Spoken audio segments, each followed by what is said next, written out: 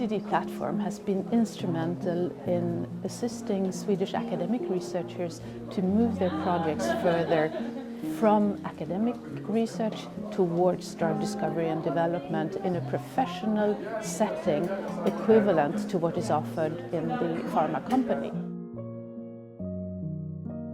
I think the DDD platform as such is important for academic research to sort of be propelled to a stage where it becomes investable.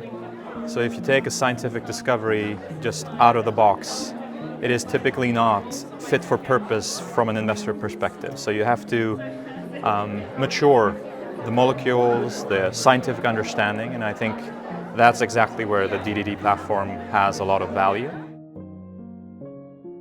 Entering the program, I think it was a fantastic experience to work with very competent people. They have been working with pharmaceutical development, and they have a different thinking. I have been working in the pharmaceutical company way back, so I knew a bit what milestones and what deliveries and so on. But I think it was also very structured. We had very good meetings. It was clear what was my role, what was their role, and how can we bring this forward. So if I would say any advice to anyone else coming from my background, which is the academic background, is to early on get some kind of a mentor or involve other people in the project that know the parts that you're lacking.